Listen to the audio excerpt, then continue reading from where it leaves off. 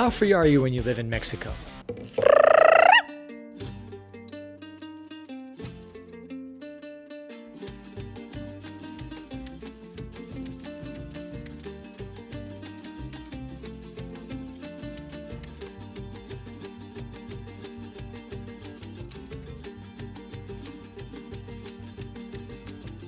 Yo no me atrevo a bailar arriba de esa tarima. Yo no me atrevo a bailar arriba. Welcome to Everything Mexico. I am your host, Richard. Americans think of the U.S. as the land of the free, as is sung in the Star-Spangled Banner. Canadians and Europeans have a great degree of freedom with their lives. So, just how free are you in Mexico? Talking about the freedoms that we have in Mexico, it's important to understand that one of the biggest differences between Mexico and countries like the United States is that while laws exist, they're often not enforced. Typically, most Mexican laws are under-enforced or not enforced at all. Another important fact to understand is that while freedoms in Mexico do vary from area to area, especially regarding the large cities compared to smaller cities and towns, and especially the countryside, there are general trends that characterize the entire country. So, what freedoms do you have in Mexico? For better or for worse, you have the freedom, for the most part, to drive as you please. So drivers don't pay much attention to speed limits, stop signs, passing zones, yield signs, most other traffic laws for that matter. However, even though this is the case, traffic flows quite well, all considered. Because drivers expect other drivers to just flow and follow basic rules, everyone's on the same page. You will often see drivers passing police cars. In part, this is because there are different types of police in Mexico, and many of the police don't handle traffic matters. There is much more to cover on the topic of police, but we'll do that in a future video. Another freedom that you have in Mexico is to basically build your house as you please once you own the property. While there are certain neighborhoods with high income levels that are more tightly regulated, the vast majority of the country has no real building permit regulations, or in fact, requirements to get a building permit at all. You may notice as you travel around Mexico that there are many houses in the construction phase that have never been completed. Very few people in Mexico can get loans to purchase a house, and almost none of these can get a loan to build a home. Lenders require you to buy homes that are already built, and they have very specific requirements. When I wanted to purchase a house that I had lived in for a few years in Chiapas and really liked, the bank would not give us a loan because the house had a terracotta roof, and the divisions between the rooms in the home were wood. They had a requirement in that region that you had to have a concrete roof, what they call a losa roof here, and the divisions between the rooms had to be concrete or brick, but they couldn't be wood. So, as banks are seldom involved in any home construction in Mexico, and there really aren't any building permits for the most part, or they don't have any requirements, you can build your home as you like, of any material you like, any style you like, any color you like, any height you like. There's really no limit. If you have purchased a home in what they call a frac here in Mexico, a fraccionamiento, then you will have to get a building permit, and there are rules and regulations. But the number of fraccionamientos in Mexico in the overall housing scene are relatively small, really small, very, very small. Most neighborhoods are unregulated, and you can build as you please. And this brings us to yet another freedom. On your private property, be it rural or urban, if you desire to have a domesticated animal, you can have it. If you've always wished to have a horse, you can take a piece of your property, of your yard, make it into a stable or a corral, and get a horse. Nobody's going to say anything. If you've always wanted to raise chickens, or you've had chickens in the past, and you want to have chickens on your property, even if it's in the city, for the most part, it's not a problem. Domesticated animals are a go. You enjoy sheltering former strays on your property? At first it's 2, later it's 20. That's okay. It shouldn't be a problem. And speaking of dogs, that brings us to yet another freedom. In almost all of Mexico, and again, there are exceptions, but I'm talking about generalizations, in almost the entire country, you can walk your dog without a leash almost anywhere. For the first 15 years I was in Mexico, I would only put my dog on a leash if I thought my dog would get in trouble. At this point, you may be saying to yourself, I've read there are rules about these things. I've seen videos showing there are rules about these things. And again, it is very important to understand that there is a difference between rules and laws existing and these rules and laws being enforced. So you may ask yourself, well, why aren't the rules generally enforced? To start off with, the authorities themselves may not be sure what the rules and regulations are. You must understand that in Mexico, most police officers receive almost no training. Again, you may counter this by giving me a specific example about how this is not true from something that you've seen. But the honest truth is that throughout Mexico, the police officer you see today may have been a shoe repairman, worked in a food booth, or perhaps at a tortilleria not too long ago, and didn't receive proper training. Like so much of government in Mexico, jobs are often traded for loyalty, votes, and money for campaigns. To-be police officers are not sent to the academy. They are generally given a uniform and sent off to work and do a job they really have no idea how to do. That officer may be gone as soon as another mayor is elected in that town, and he replaces them with somebody who has been loyal to him or her. But again, in Mexico, it's mostly a he. The most common type of police stop in Mexico is an officer simply waving you over to the side of the road. They want to see your driver's license and the documents for the car. What have you done?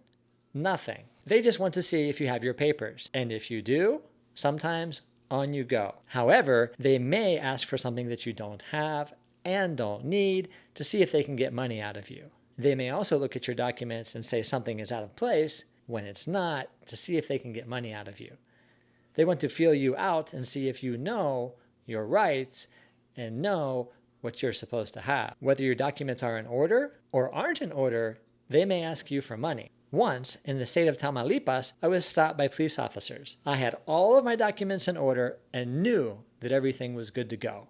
When they saw that I knew I'd done nothing and that I knew my papers were in order, they simply asked me if I could give them something para la coca, which literally means for the coke.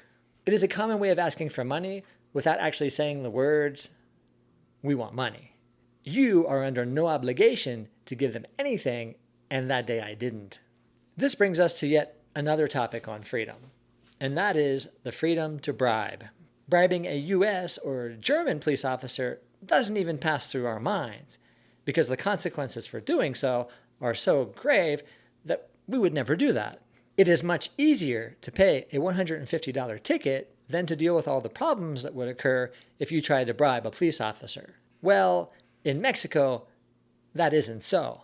In 2023, according to the Mexican government, police officers made, on average, every 2 weeks, about 7,300 pesos or $400. This actually isn't a very bad salary in Mexico because the average wage is about 2,000 pesos every 2 weeks or about $120. But the police know the best way for them to make more money is for them to allow you to pay them directly instead of going through the formal channels that would go into the government coffers. And in Mexico, this is the route that is least expensive for you, so most Mexicans do it this way, para la coca.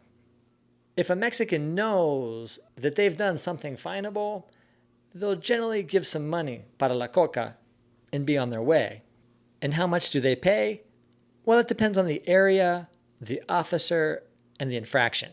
It could be as little as 50 pesos or as much as 1,000. Remember, it's not listed on the government website. If you don't pay the bribe and decide to go through the official channels, the authorities know that many people will actually never go to the police station and pay the fine. So what they'll do is they'll hang on to your license and you can pick your license up when you go and pay your fine. So what should you do? It's whatever you decide.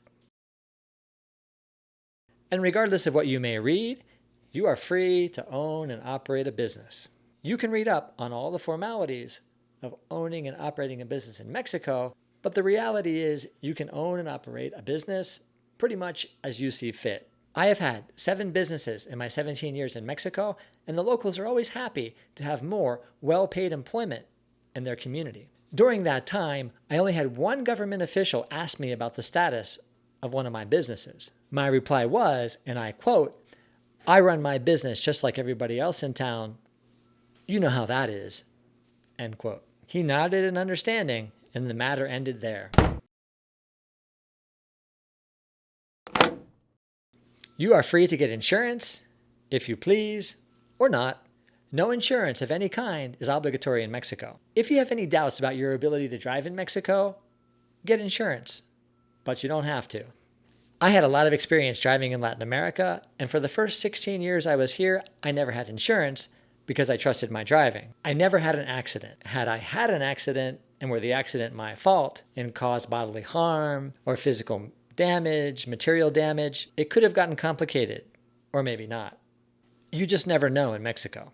Another freedom that you have in Mexico, and it's something that I really love, is that you have the freedom to be responsible for yourself. There are many legal prohibitions in the United States, Canada, and Europe that keep you from doing things where you could harm yourself. Things like wearing a helmet, using certain safety gear for certain jobs, vehicle inspections, or staying out of certain danger areas, etc. Well, in Mexico, it's not so. You are responsible for your actions.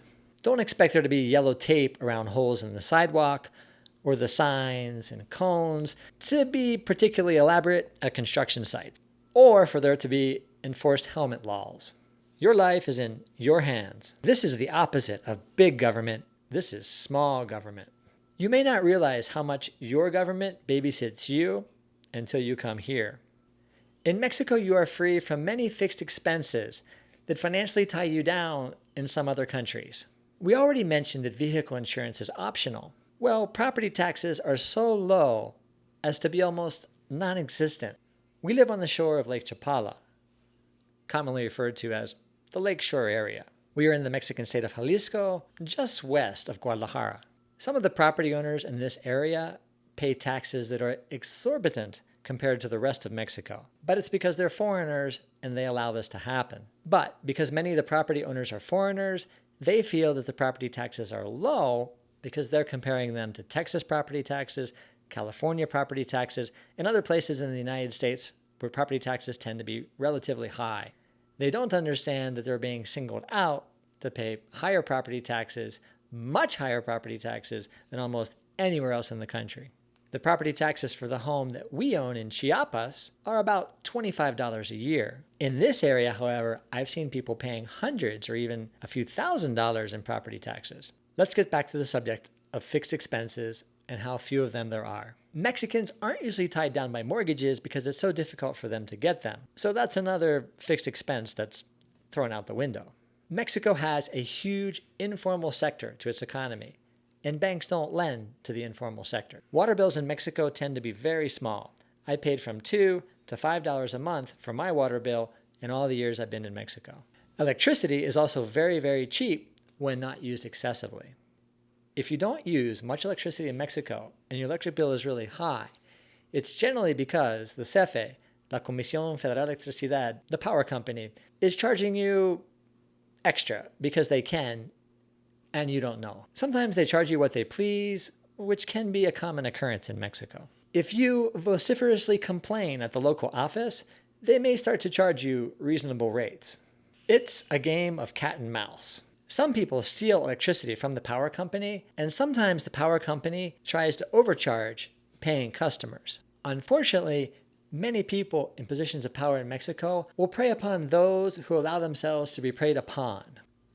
Learning Spanish will help you not to be a victim. If you are enjoying the Everything Mexico channel, please subscribe and give us a thumbs up.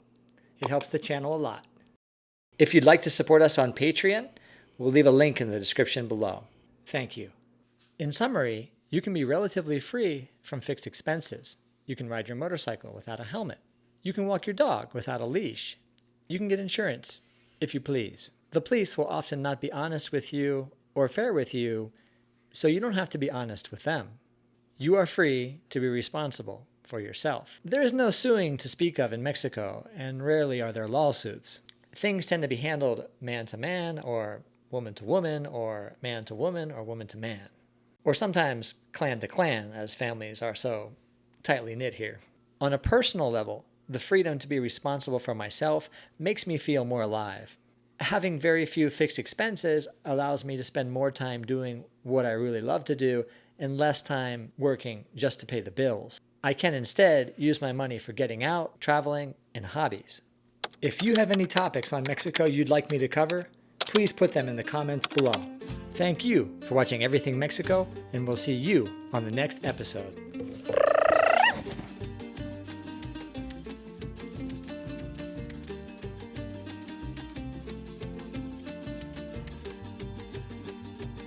Yeehaw!